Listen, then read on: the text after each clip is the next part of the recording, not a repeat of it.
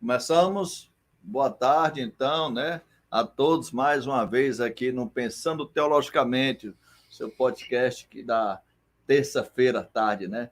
E hoje nós estamos aqui com um convidado, professor Gleidson Ferreira. Nós temos hoje como o tema, né, o diálogo interreligioso e o ecumenismo. Tema esse que também faz parte, né, da nossa matriz curricular do nosso curso de teologia.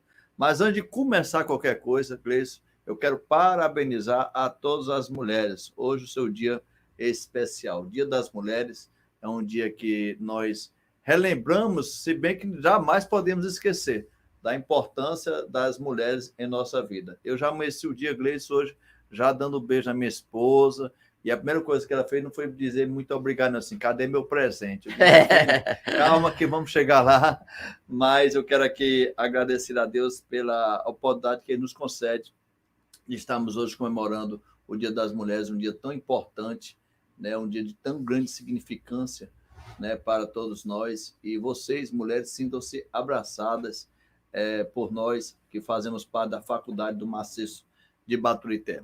E sem mais delongas, vamos iniciar então o nosso podcast hoje com esse tema que é muito pertinente. Eu diria que é um tema que mexe muito com toda a nossos alunos, todos os nossos professores, quando pensam em religião, quando pensam em diálogo interreligioso, quando pensam no desafio do que é o ecumenismo, né, na prática. Então, é uma coisa que a gente procura a cada dia sair dos livros, eu diria assim, e colocar isso em prática. E o nosso convidado, professor Gleidson Ferreira, antes de ele adentrar no assunto, eu gostaria que você falasse um pouco da sua formação, professor Gleidson, o microfone é com você. Opa, olha, primeiro eu queria agradecer imensamente aí, professor Edilson, a faculdade, primeiramente, de ter um ambiente desse acadêmico, de discussões, entrevistas, né? E também, não, para não esquecer, não ficar por trás, né? Mas ao seu lado, também parabenizar o Dia das Mulheres aí, esse Dia Internacional das Mulheres, que nasceu de uma situação bastante delicada na vida de algumas pessoas que morreram em Nova York, né? Enfim, mas apenas para dizer que é um dia de luta.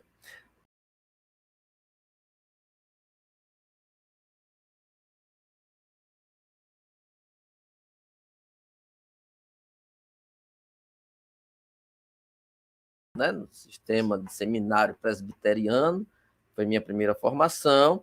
Depois eu fiz a teologia pelo INTA, né, complementei, né, foi vista toda a minha documentação e fiz um bacharelado pelo INTA em teologia, e depois eu fiz também, antes disso, eu fiz ciências da religião pela UVA. Insatisfeito, fiz filosofia pela Faculdade do Maranhão e depois pedagogia. Minha licenciatura minha especialização foi em História Política. Eu fiz uma especialização. Agora estou concluindo Psicopedagogia, né, pela FMG. Viaja todas as áreas. E o mestrado foi em Psicologia, na Unifor. E agora nós estamos pensando aí trabalhar na área da filosofia da religião, o doutorado. Mas você teve uma passagem também no Seminário da Prainha também? Foi, eu fiz a metade da filosofia no Seminário da Prainha. A metade da filosofia que eu fiz foi pela Prainha e quase concluí, mas aproveitei as cadeiras para concluir na faculdade a filosofia, né? Foi um passeio maravilhoso pelas humanas que eu fiz durante 22 anos de história, né? Então, acho isso muito importante para a minha formação. Antes disso, eu sempre me achei e me considero, se alguém me perguntar quem eu sou, eu tenho dificuldade de responder, mas eu vou sempre dizer que eu sou artista, né? Pintar, tocar, músico, coisa, né? Inclusive, nós temos várias telas aqui pintadas pelo professor Gleidson. Quando eu morrer, isso vai valer muito dinheiro, né? Nós estamos esperando esse momento de eu morrer. Interessante. Brincadeira, mas realmente nós temos aqui no nossa sede aqui em Maracanã, nós temos várias telas que foram pintadas pelo professor Gleidson aí, e algumas obras de arte, né? Inclusive em papel. Ele fez algumas artes aí na parte de papel, colagem, né? Que eu também vi lá na biblioteca. E o professor Gleison nos honra de estar aqui conosco já há mais de 10 anos nessa caminhada aí junto com... Eu, inclusive, para quem não sabe, eu fui aluno do professor Gleison, né? Olha aí. E ele costuma dizer, onde é que eu cheguei? Olha, Aninha, estudem comigo que vocês chegam longe, viu? Então, mas eu tenho uma grata agradecer a Deus muito por conta de ter essa amizade, né? E ter vivenciado como aluno, né? E o professor Gleison é um filósofo muito instigador, ele gosta de colocar a gente para pensar. E eu me recordo que sempre quando fazia alguma pergunta a Gleison, ele não me respondia de uma forma concreta, ele me respondia de uma forma que eu ficasse com mais dúvida ainda, eu saí não entendi foi nada. Mas faz parte da filosofia. Filosofia, né? Nasce da dúvida, né? Da dúvida, né? Então faz parte. Mas, professor Gleison, vamos então ao a nossas perguntas aqui, né? Quero agradecer já a participação de alguns nossos amigos que estão conosco aqui, né? Estamos vendo aqui Evandro. Eu quero mandar aqui um abraço especial para o pastor Helder Pinto, que inclusive, pastor Helder vai estar no próxima terça-feira aqui. Ele que está trazendo, está à frente de um curso de aconselhamento bíblico. Tá. É um curso esse que vai trazer muitos convidados, pastores de vários locais do Brasil, que vão estar conosco nessa pós-graduação. E ele vai também falar sobre aconselhamento na próxima terça-feira. Já fica a dica aí, já começa a agendar. Nós vamos ter o pastor Helder Pinto aqui conosco. Quero também mandar um abraço aí ao meu amigo João Macir, lá da nossa igreja. O Alan também está conosco aqui, Ricardo, o Evandro. Estamos começando aqui já a ter alguns alunos nossos, alguns amigos que nos dar a honra desse horário, né? Que Sim. Um pouco é um horário até o meu estranho, assim, da pessoa parar, mas vale a pena a gente parar para conversar um pouco, né? Gleison, e a primeira pergunta que eu te faço aqui é com relação ao próprio tema da nossa podcast de hoje, né? Que é ecumenismo e diálogo interreligioso. Afinal de contas, o que é o ecumenismo? E se é a mesma coisa de diálogo interreligioso, se há diferença, quais são elas? O ecumenismo nasce do guarda-chuva católico, essa compreensão de casa comum, né? E o diálogo religioso nasce no desejo de se trabalhar os pontos que nos unem com relação às situações da humanidade, né? Então, o ecumenismo é essa casa comum que nós temos de comum, de ter a religião, de ter uma compreensão do todo, né? E que pode essa relação se aproximar, trazer para perto, para próximo, né? E esse diálogo interreligioso, né? A gente chama a atenção do bem comum, né? Entre as religiões, né? Que cada um tem o seu olhar, tem a sua espiritualidade, tem sua doutrina, tem seu livro, tem seu templo, tem a sua morada na compreensão do sagrado, do transcendente, do Deus. Mas isso precisa estar mais próximo, de maneira mais de ação mesmo, perante as demais compreensões, experimentações, experiências religiosas, ou do sagrado, ou do divino. E talvez essa é a nossa discussão, a nossa necessidade hoje, professor Edilson, de nós, eu queria, inclusive, achar aqui um momento, um tempo, procurar aqui no nosso diálogo, entender, por exemplo, nós estamos agora, nesse momento que nós estamos aqui falando, nós estamos em guerra, né? O mundo está aí beirando uma situação delicada de guerra, e uma das coisas que a religião tem que participar diretamente é dialogando, é percebendo, é olhando para a humanidade, para que a humanidade esteja aí sendo preservada, né? O meio ambiente esteja preservado. Então, nós temos, enquanto indivíduos, nós temos, enquanto religião, nós temos, enquanto sagrado, nós temos, enquanto Deus, a responsabilidade de olhar para o outro e olhar para o meio, independente das nossas opções. Nós temos algo extremamente importante e comum que precisamos aqui a gente ter como ponto de contato, né?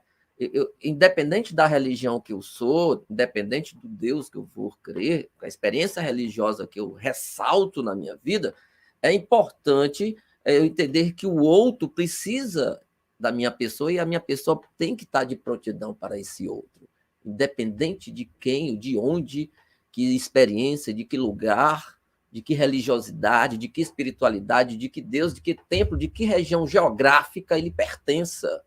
Porque a casa é comum. A casa é comum. Né? Então, a aí ideia tem da casa comum. seria É comene, tá aí, exatamente. Essa ideia comum. Nós temos que comungar. O que nos pede, por exemplo, o cristianismo? Essa ideia de comungar, de estar junto, de comunhão. Nós somos muito mais comunidade do que sociedade. Né? Se a gente for pensar o cristianismo no seu início, sim, né? Ele começa a partir da comunidade. A comunidade é o comum, é o que nós estamos ali no dia a dia, nas relações mais próximas. E se estende, são as células, os significados, os exemplos vão se tornar maiores quando a sociedade abraça e o cristianismo vai crescendo a partir disso, né? Vai semeando nas comunidades, então ganha as sociedades, os estados, e, portanto, se tornou, e é o que é, até os nossos dias. Não há como se falar em ecumenismo sem o diálogo interreligioso. Exatamente. Né? Uma coisa está bem atrelada à outra, né? Exatamente. Né? Como é que eu tenho o meu meio, o meu lugar, o meu espaço, a minha casa, e em exclusão com os demais? E esse diálogo interreligioso nós temos que entender que ele tem que perpassar as questões e ações preconceituosas e atender um respeito mútuo da ideia da religiosidade do próximo. Exatamente. Né? E, Adilson, uma das coisas, talvez, mais difícil dessa temática, você como pastor e teólogo, você sabe, é o preconceito de fato, de qualquer coisa que eu venha me correlacionar com esse diferente, eu posso estar colocando a minha doutrinação, a minha experiência religiosa, a minha instituição em jogo. E como eu vou contar uma história de rapidinho, por exemplo, de uma vez que eu fui ajudar uma comunidade que estava com problema de uma chuva, que lá para Bando Serve Luz, eu não lembro bem, e a gente foi ajudar a comunidade, e tinha a Igreja Católica trabalhando ali, os evangélicos acolá, um pessoal do Espírita no outro lado, tal, como se fosse alguma coisa ali de acontecimento especial, específico para um ou outro.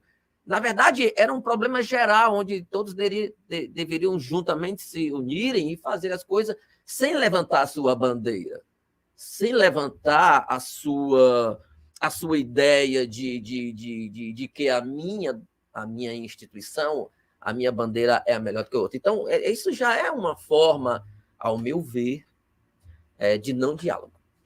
Né? Aí já não está tendo diálogo. Tem uma ação, mas não é uma ação construída com o comum.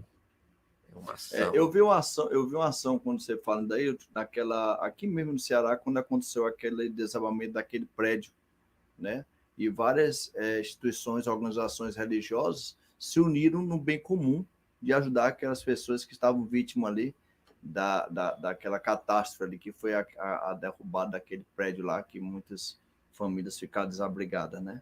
E eu acredito que esse falar em ecumenismo venha a ser essa ideia de deixar de lado, às vezes, as nossas concepções e nossos dogmas, as nossas doutrinas, e pensar, como você acabou de falar, assim, no outro como ser humano, como pessoa, independente da religião que ele professa, independente da forma dele expressar a sua espiritualidade. Nós temos que entender que aquele outro acolá, ele é ser humano e ele precisa de ajuda. Como você falou nessa questão da guerra agora, né? A guerra é um problema nosso. Um problema de todos, não é só da Rússia, né? Não. Enfim, é um problema nosso, até porque eu sempre digo que os números que venham a se apresentarem aí na atual conjectura da guerra é infinitamente ainda menor do que aqui no Brasil, quando a gente começa a entender os números por outras coisas, né, do trânsito e de violência urbana. Ou seja, a gente vive, a diferença é uma guerra explícita, que tem nome, cara, e nós temos uma outra surdina. Se for olhar a nível dos Fortaleza aqui do Ceará, que o que tem de gente morrendo aqui nas periferias e tudo. E são as mesmas situações que requerem aí nossos cuidados. enquanto igreja, enquanto crença, enquanto fé, requerem nossas ações. Né? Talvez esse é o problema da gente não entender muitas vezes que não pode se pensar o ecumenismo, né? Sem lá na frente você vai entender, sem pensar um diálogo mais profundo e com outros mecanismos. Nós sabemos que, falando de Brasil, falando de América Latina, nós temos aqui uma pluralidade muito forte da expressão religiosa, por assim dizer. Na tua opinião, qual a importância do ecumenismo e do diálogo interreligioso em nível América Latina? Vamos falar agora aqui do nosso povo, vamos falar aqui Chegando mais próximo, né? Vamos se aproximar mais. Nós sabemos que durante muito tempo, né, nós tivemos várias teologias, né, trabalhando para que houvesse uma efetividade, né, dessa aproximação, desse diálogo. Como é que você, como professor, vê essa importância do ecumenismo e do diálogo interreligioso para a América Latina? Olha, Disco, você sabe, eu fiz teologia no seminário presbiteriano e uma das coisas que eu achava muito interessante era a teologia sistemática, né, daqueles grandes pensadores, né, Bultmann, Piper, Schleiermacher, né, muita gente interessante no ponto de vista de uma teologia muito profunda. Mas quando eu comecei a estudar a teologia latino-americana, eu entendi uma teologia, um modo de ser cristão, um modo de ser teólogo, um modo de ser gente, povo, mais próximo da minha realidade, o que dizia mais. Então, eu fui um grande estudioso da teologia da libertação, né, onde você vai ter grandes nomes da teologia mundial, como Milton Schwantz, John Sobrino, Leonardo Boff, Clodovis Boff, né? Você vai ter Ego Chegaray, você vai ter Milton Schwantz, você vai ter um monte de gente pensando a teologia latino-americana com esse olhar do povo. Claro, nós estamos falando aí nos meados dos anos 50 e 60, onde as ditaduras na América Latina falavam muito alto e muito forte, e esse calar para com a população, com o povo, estava muito, muito claro, muito explícito. Então, as igrejas, inclusive igrejas católicas e evangélicas, né, elas se uniram para essa voz, para trazer essa voz, esse povo, para as denúncias pelas calamidades sociais. E aí nasce aqui um tipo de ecumenismo, né? Basta você ver os movimentos que você tinha em São Paulo, nas passeatas com o Arnes, que era o arcebispo de São Paulo. Você vai ter aí o Eli Sobel, que era o presidente da comunidade judaica de São Paulo, se unindo em nome de um povo e de uma teologia, de uma discussão que estava denunciando a violência, a falta de dinheiro, desemprego, essas coisas absurdas que a América Latina sofria muito, e a caminhada se iniciava a partir de uma compreensão social. Como você sabe, a teologia da libertação ela nasce a partir da compreensão de Moisés tirando o povo do cativeiro do Egito. Sim. Né? E depois você vai entender a teologia da libertação com a própria igreja da comunidade, a igreja primitiva de Jesus. Então, aí, dos primeiros cristãos depois de Jesus. Então, você vai entender aí que há uma necessidade de se pensar uma teologia, não que vai ficar no academicismo, como a Europa muito bem trouxe, e a gente dá os parabéns, mas o que vai dizer, de fato, na prática, o que o discurso, né, o que a teoria se constrói, é exatamente essa teologia da libertação. Inclusive, a própria palavra você falou da teologia da libertação, você me chamou a atenção o seguinte, professor. Na teologia da libertação, você vê um movimento, me corrija se eu estiver errado, um movimento, então, da própria igreja, né, se envolvendo agora de uma forma efetiva, né, em assuntos relacionados diretamente à sociedade, até assuntos políticos. E aí você vai ver um envolvimento muito grande, como você falou, Leonardo Boff, as pessoas que vão escrever e vão falar um pouco sobre isso. Comparando o que aconteceu, olha eu começando a chegar aqui, né? Comparando o que aconteceu em 1960, e você acabou de dizer aí, né, que houve esse movimento todo, construiu-se uma teologia, pode dizer assim, brasileirada, parece 100% brasileira, que a teologia da libertação tem muita raiz do Brasil, lógico que tem todo o envolvimento de outros países da América Latina, né?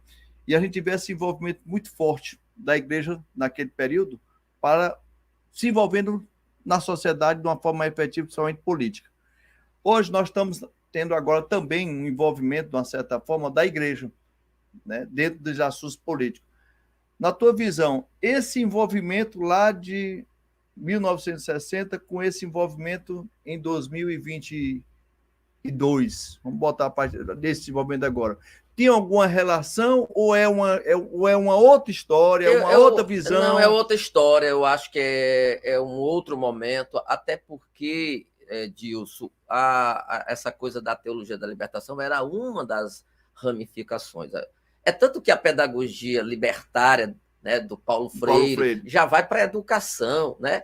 Você vai ter também a sociologia, por exemplo, do próprio do Ferdinandes, né?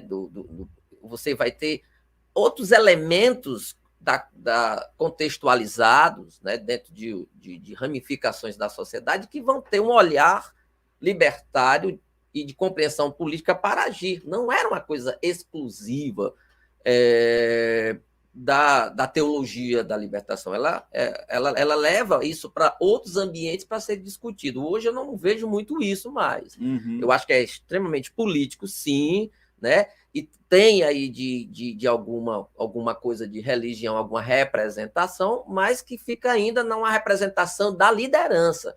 O povo, em alguns momentos, é muito mais político e menos causa, e menos alguma coisa desse tipo. Eu vejo dois momentos profundamente diferentes, né? Hoje você pode dizer, o Brasil, que nós estamos falando, naquele período você estava sendo produzido na teologia, que era uma teologia de libertação, ou seja, os teólogos estavam pensando, né? Estavam escrevendo, estavam produzindo agindo, conhecimento, né? E agindo. Hoje, você acha que quando foi que se perdeu essa que eu vejo assim hoje? A gente conta nos dedos, ou se tem, né? Hoje foi alguém pensando em teologia e agindo de uma forma de pensar teológico. Essa ideia da teologia da libertação, ela se perdeu por completo, ou você acha que ainda existe? Por completo, não. Eu acho que ainda tem alguns frangalhos por aí, né? Algumas coisas aí que tem a ver dessa origem, né? Dessa raiz aí. Até porque o grande problema que se entendeu, né, é colocar a teologia da libertação como uma coisa marxista, né? Você sabe que teve essa coisa comunista que estava correlacionada, então quando foi muito para essa coisa da política, e aí comprometeu-se muito uma prática, né? Uma prática que a gente está aqui discutindo, que dialoga, que está próxima ao povo e que se faz teologia. Boa ou não, essa teologia é latino-americana. Sim.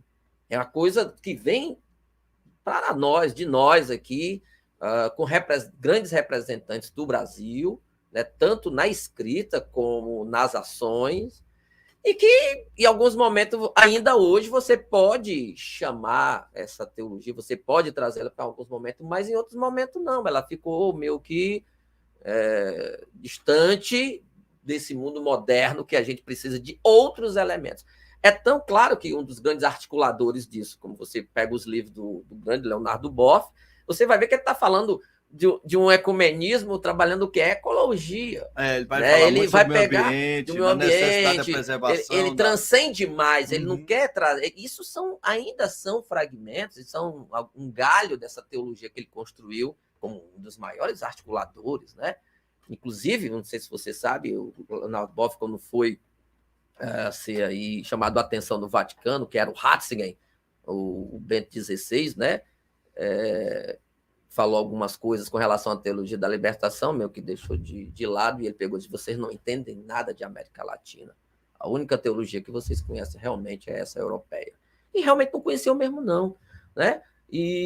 Mas o Ratzinger é um cara, né, é um dos maiores articuladores na época, até um tempo desse, do Vaticano, e que também produz uma teologia, pelo menos do ponto de vista católico, né? Do ponto de vista católico que eu estou falando aqui, para uma grande leva de teólogos que pensam a coisa de maneira mais acadêmica, mais profunda, mais teológica, mais romana, digamos assim.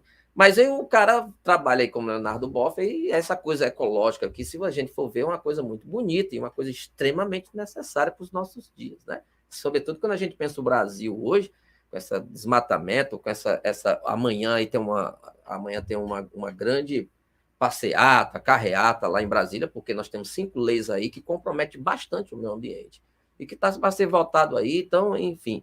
Então, tem alguma coisa ainda, sabe, Edilson? Aí o Carlos Tussi, um grande amigo nosso, Sim. você sabe, trabalha lá na comunidade do Serve Luz, com comunidades, né, praieiras ali, com comunidades trabalhando o evangelho mesmo. Então, são coisas que talvez não tenha a pretensão de se levar para os grandes macros ambientes e distâncias de uma compreensão teológica, cultural dessa teologia, mas dentro daquilo que se entende como fé, como esperança e como libertação, aí eu acho que ainda tem muita coisa ainda a oferecer e, sobretudo, a se converter, a muitas pessoas a trabalharem o que você entende muito bem, que é o verdadeiro evangelho, né?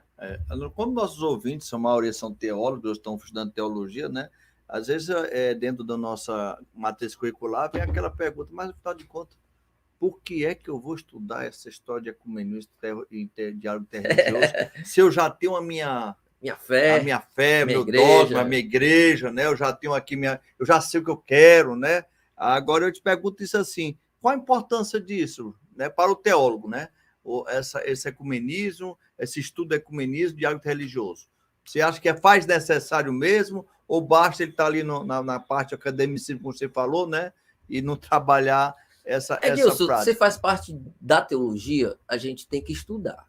Né? Você pode até, como qualquer ser humano, tem direito de gostar ou não, de se construir, de ir além, ou você simplesmente... Mas uma coisa que um teólogo, ou qualquer área do saber, né? Aí a gente pode pensar aí diferentes ambientes do saber, nós precisamos ter curiosidade, nós precisamos ter noções até para fazer a crítica posteriormente, né? Eu tenho que construir ideias positivas ou negativas dentro dessa temática. Então, um teólogo que se preza, um teólogo que tem uns cuidados, ele vai ter que estudar, e por que não, se ele se achar chamado aí para compartilhar esses saberes com a comunidade ou com a academia, melhor ainda. Perfeito, perfeito. Eu estou aqui também avisando a você que está nos acompanhando aqui no chat ao vivo, que caso você tenha alguma pergunta, eu vou estar aqui sempre dando uma olhadazinha aqui no celular, tá bom? E a gente pode estar transmitindo sua pergunta para que o professor Gleice possa estar respondendo também, né? Você já falou de algumas pessoas como referência, né? Muito falando da teologia da libertação. Eu acredito que não dá para pensar em falar em ecumenismo, em diálogo interreligioso, sem falar desses teólogos, né, que foi colocado aí. Mas me dá aí para os alunos anotar assim, hoje, se eu quisesse estudar, aprofundar mais sobre ecumenismo e o diálogo interreligioso, quais os pensadores, quais as referências que você poderia ressaltar aí como indicação, né? Olha, Edilson, não sei se eu vou mostrar aqui na câmera aqui, né? Tá aqui Hans King, né? Esse grande teólogo, escreveu esses 2 livros aqui, que é a Teologia a Caminho, Fundamentação para o Diálogo Interreligioso. Anote aí, pessoal. E o projeto de ética mundial, que eu vou falar um pouquinho na apostila, né? Que desse pensador. Hans King morreu há pouco tempo, né? Suíço. Inclusive, o Hans King foi chamado para Davos, né, para ele discutir, como ele tem uma noção muito holística do mundo, né? E ele vai trabalhar, né, uma necessidade de se trabalhar uma moral ética, se queremos que as religiões façam parte do mundo, ela tem que elaborar, ela tem que se construir, ela tem que se fundamentar a partir de uma moralidade ética. A gente não pode ser cristão, a gente não pode ser cidadão, a gente não pode ser islâmico, judeu, se você não tem procedimentos éticos. E quando ele traz a questão dos procedimentos éticos e de moralidade, ele está falando de leis, de comportamentos que venham, na verdade, olhar para o outro, né? Olhar para a sociedade e ter um envolvimento ativo. Né? É uma das coisas... você sabe que o Gandhi dizia, né? Eu não me converto ao cristianismo porque vocês não sabem nem o que se fala, o que se diz, o sermão da montanha. Eu disse que o cristianismo era bom, que não prestava os cristãos, né? Mais ou menos, né? Então você vai ter aí, ou seja, então há uma disparidade entre aquilo que você acredita e tem de melhores de ferramenta e de conhecimento bíblico e de lições e de história judaica cristã, mas na hora da prática, como é que isso realmente, efetivamente, isso funciona? Com que garantias, com que fundamentações, com que embasamentos você tem isso? Então, acho isso interessante para a gente repensar. Fala-se muito de prática, né? Como igreja, com pensamentos religiosos diversificados, né? Como é que a gente pode praticar, como é que a gente pode construir esse diálogo, né? Como podemos trabalhar isso de uma forma prática? Você tem aqui o católico, você tem o espírita, você tem o evangélico, você tem ali o mórmon, você tem ali o testemunho de Jeová, você tem N sentimentos e dogmas religiosos diversificados. Como trabalhar isso dentro de uma perspectiva ecumênica? Rapaz, eu vou dar um exemplo de um amigo meu, pastor, que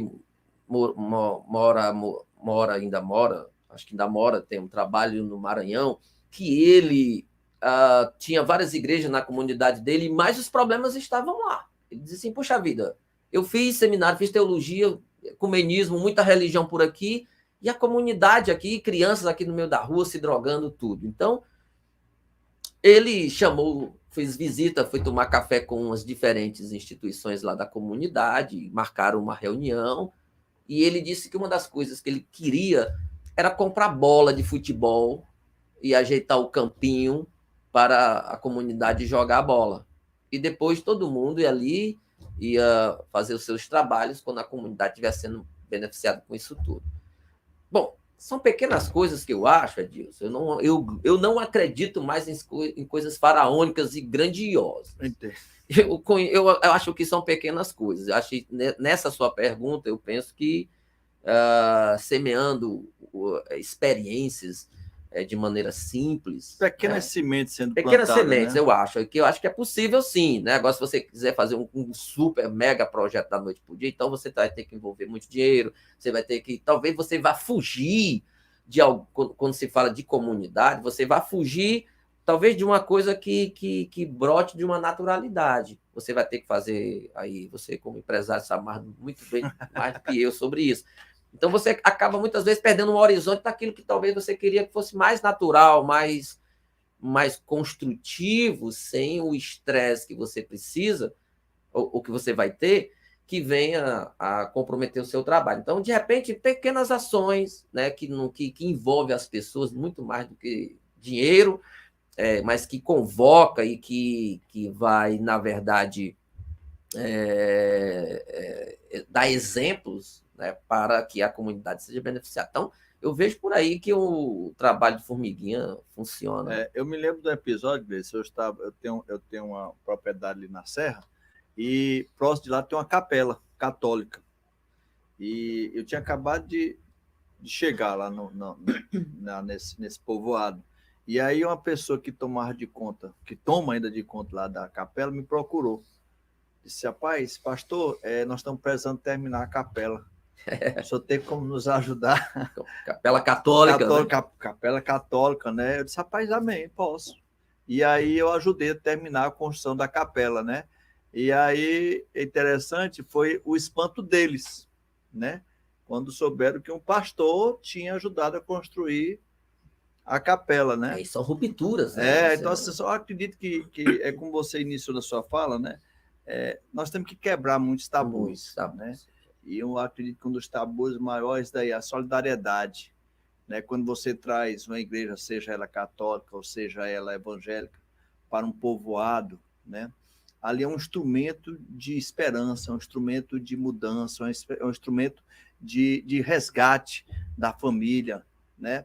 E acredito que sim, temos que dar as mãos quando for necessário, por que não ajudar na construção da igreja? E assim eu fiz, e eu só fiz uma cobrança, ainda não me pagaram, que eu quero pregar lá na igreja, lá junto com o padre, né? Tá, que é demais também, né? Aí já quer. Mas é legal, inclusive eu já fui para cultos ecumênicos, né? Onde cada um fala um pouquinho né? Eu já casei, filho meu, igreja católica, em que eu fiz o sermão e o padre cedeu o púlpito lá para mim, né? E foi uma experiência maravilhosa.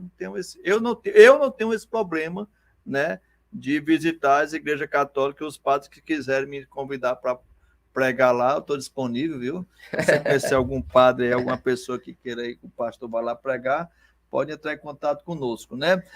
Eu também anotei algumas perguntas aqui, né? E uma delas que eu anotei aqui qual o papel do cristianismo, da igreja cristã, principalmente no Brasil, no que diz respeito ao resgate do ecumenismo e do diálogo interreligioso? Como cristão, como é que eu devo resgatar isso e se é essa necessidade? Olha para Jesus. O que é que Jesus faz? Ele não quer saber quem é quem, ele não quer saber qual é o lugar, qual é a instituição do sujeito. Se a pedra principal do cristianismo é o próprio Cristo, é o próprio Jesus, veja como é que ele trabalha as comunidades. Jesus vai caminhar na praia, Jesus vai estar com pessoas que não são aceitas pela sociedade, sem nenhum tipo de discriminação. Jesus vai lá naquela ele vai lá, ele vai. Eu acho que o grande problema é esse. As pessoas vão para alguns dogmas, algumas coisas, né, das igrejas, das instituições, e eu sempre fico com o pé atrás, que assim, o cristianismo ele nasce a partir do simples. Ele nasce a partir do simples, algo que não precisa de pomposidade, não precisa do muito, é sempre o micro, é o simples, é o pouco que se multiplica. Então, eu acho que falta muito disso. Eu acho que me parece que para ser igreja tem que ter isso, tem que ter aquilo outro, sempre essa coisa do muito.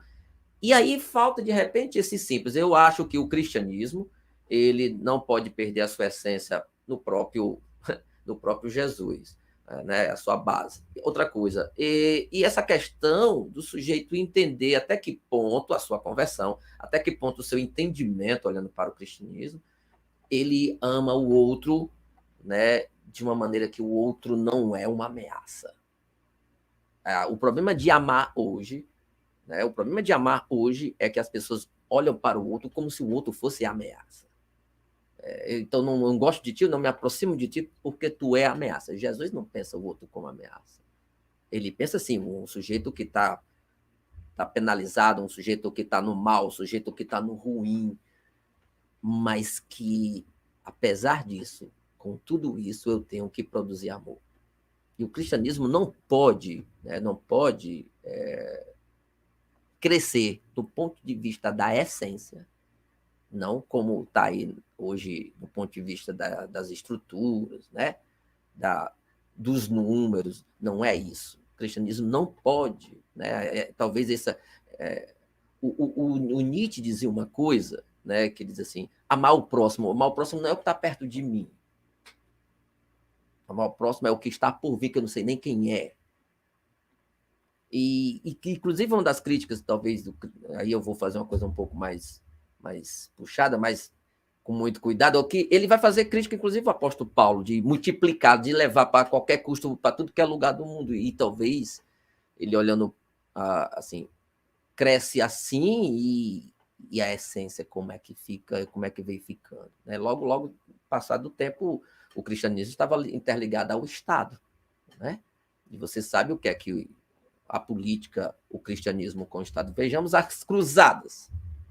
Era um cristianismo armado. Como é que, desde onde Jesus mandou o cristianismo é para estar armado para matar gente? Queimar mulheres, bruxas, chamando mulher porque era diferente, pensava diferente, queimava. Então, isso é uma contradição profunda com a essência do que esse Jesus de Nazaré, o nazareno, vai fazer com a comunidade. Então, eu acho que falta esse resgate. O mundo moderno, contemporâneo, né? Ele, de repente, ele está estuprando a alma do sujeito no ponto de vista de que ele perde a essência do amar e do amor. Então, isso é mais... profundo. Vocês entenderam aí, né? Vocês vão aí, que quiser fazer alguma pergunta para o professor Gleice, fique à vontade. Nós temos aqui mais alguns minutos ainda. E eu quero saber o seguinte, Gleice. Essa questão do Brasil ser um país religioso, né? Isso ajuda ou isso atrapalha? Quem foi que fez essas perguntas? Foi tu, né? Pois é. Aquela história, nós temos, poderia, se houvesse de fato esse ecumenismo, esse diálogo interreligioso, se tem muito, seria bom. Mas se eu tenho muito sem o diálogo, é um problema.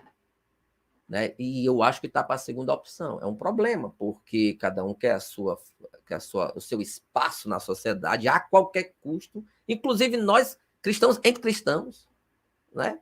É uma briga de quem ocupa os lugares, os melhores lugares, o que atende a maioria das pessoas, né? Então isso eu costumo dizer que é um tipo de cristianismo de quinta categoria, e também é um tipo de cristianismo mercadológico, né? Que querendo ou não, quando eu quero igreja cheia, faz parte da função do articulador, mas você tem a certeza também que você perde de vista todo esse rebanho e essa estruturação macro sai do seu poderio e, portanto, ganham outras identidades. Difícil, né? Eu acho mais difícil, Edilson, por causa disso. Eu acho não é um crescimento qualitativo, né? Não é um crescimento de entendimento, mas apenas de números. Você falou muito aí a palavra ética. Diversas vezes eu ouvi aí você falando ética, né? E a gente também tem essa ideia, e até eu li um pouco da tua apostila, você falou sobre ética mundial ecumênica, né?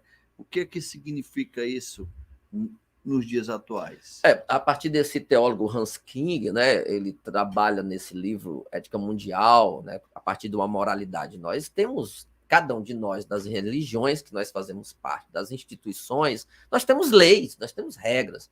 E, evidentemente, boa parte das nossas regras, das nossas leis, nas instituições religiosas, ela não manda estar matando alguém, ela não está mandando deixar alguém com fome.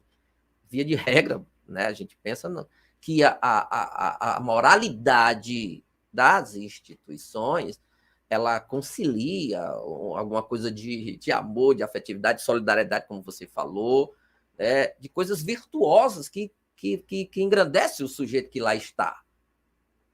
Né? Então, a ideia que nós devemos fazer... uma busca de uma ética, ética mundial, é exatamente que nós englobe essa ética, esse comportamento onde aquilo que tu tem de bom e o que eu tenho de bom, isso soma nós, não deve separar.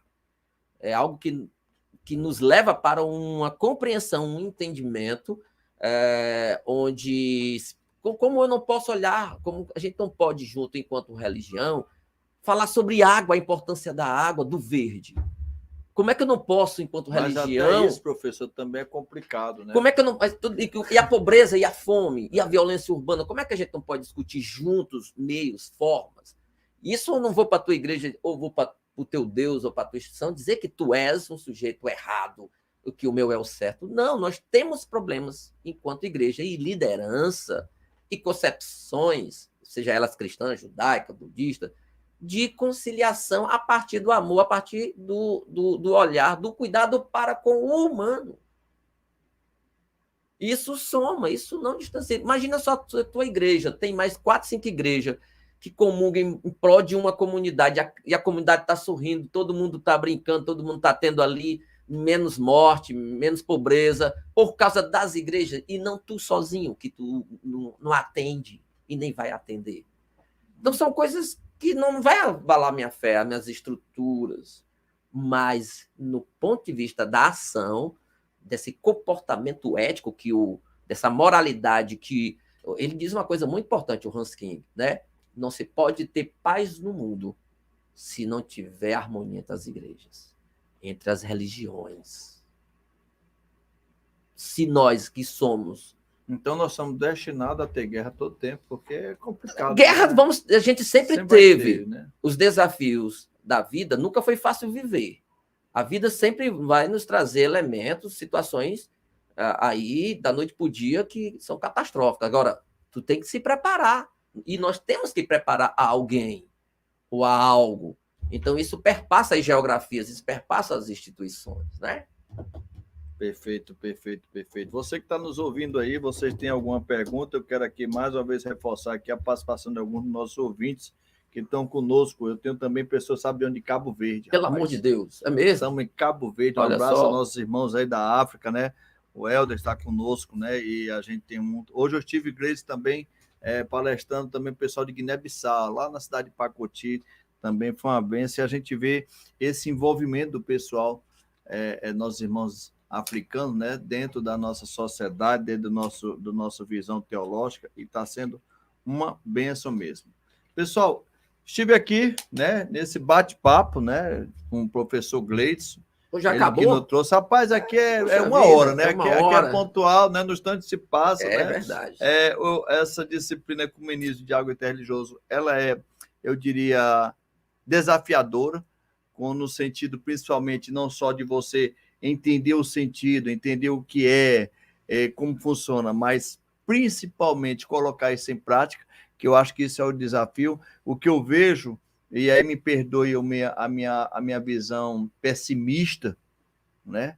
Quando se fala em ecumenismo de água interreligioso, eu vejo muitas vezes até como utopia diante de tudo que acontece no mundo. É bonito, deveria funcionar, mas infelizmente, né, o ser humano dentro da sua, como você colocou, né, da sua vontade de estar à frente, né, ela torna quase isso uma coisa utópica. Que a gente, como cristão, né, nós possamos estar tendo esse olhar, né, ao próximo como parte de uma casa comum, né, de uma casa comum e que merece respeito. O diálogo interreligioso, ele traz, eu acredito, com um sinônimo de respeito. Inclusive, Edilson, eu acho importante, né, já que você está nas conclusões, eu acho importante ter a utopia. Eu não posso viver sem utopia. É melhor os pássaros voando do que nas minhas mãos. Sim. É o contrário. E se não tivesse utopia, o que seria de nossos exatamente. sonhos? Né? Thomas More, o grande escritor lá atrás, ele vai falar exatamente. Ele tem um livro chamado Utopia, e a utopia é exatamente isso: é essa busca, é a esperança. Ou seja, não é que eu tenho que concretizar, mas eu tenho que buscar. A utopia ela precisa ser entendida como essa busca de que algo tem que se fazer enquanto... Não entender apenas como já que é algo não realizável, eu também não vou mais buscar. É que nem o amor platônico, as pessoas... O cara não pode amar porque esse amor... Quem é correspondido. Quem foi que disse você ama o outro independente se é ou não? O Platão vai dizer, independente do outro, se ele vai corresponder, não, tu ama. Tu ama. Então, eu, primeiramente, tenho que amar, mesmo que seja uma paixão utópica, platônica, e me sinto bem nesse amor e, portanto, isso me dá esperança. Perfeito. Continuamos, então, a buscar essa prática de uma certa forma utópica e sonhadora, mas por que não sonhar em ser realizável? Exatamente. Né? Por que não sonhar em ser realizável? Professor Gleidson, suas considerações finais, né? É mesmo. Olha, eu queria agradecer esse Projac aqui, bicho, um negócio do primeiro mundo, né? Queria agradecer o convite. Fico muito feliz de estar sempre trazendo discussões que eu acho pertinentes para a sociedade, para essa tão complexa sociedade que vivemos, né?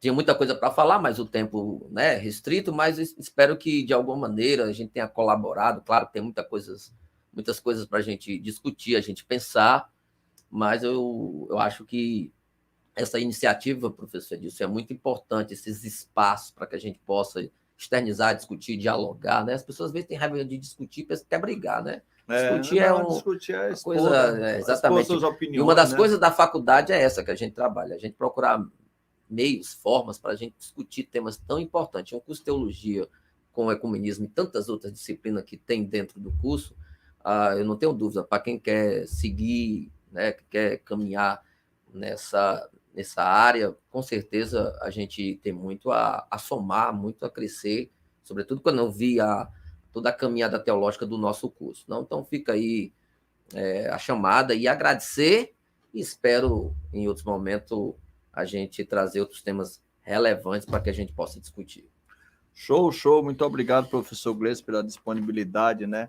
Esse podcast, Pensando Teologicamente, ele tem, Gleidson, como assim, a ideia de não trazer uma teologia fechada, mas sim, por isso que diz, pensando, né? Pensada. Teologia pensada. Teologia pensada. Então, aqui nós vamos estar abordando diversos assuntos, trazendo professores de diversos níveis e pensamentos teológicos diversificados, né?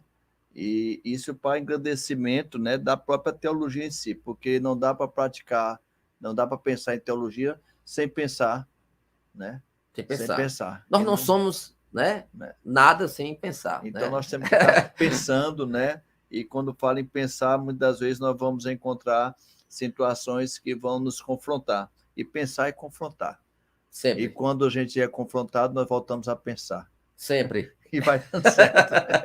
Que Deus nos abençoe. Até terça-feira da próxima semana, nós estaremos também trazendo aqui o pastor Helder Pinto, ele que vai estar trabalhando sobre aconselhamento, que também faz parte da nossa matriz, do nosso curso. E uma novidade, o Pensando Teologicamente, a partir de segunda-feira, ele também vai estar sendo transmitido, né, com assuntos um pouco mais, eu diria assim, um pouco mais debatido, né? Dentro da rádio, na segunda-feira, na Rádio Moriá, né? A partir das 15 às 16 horas, 1 hora de programação também, onde eu estarei ali trazendo alguns teólogos, né?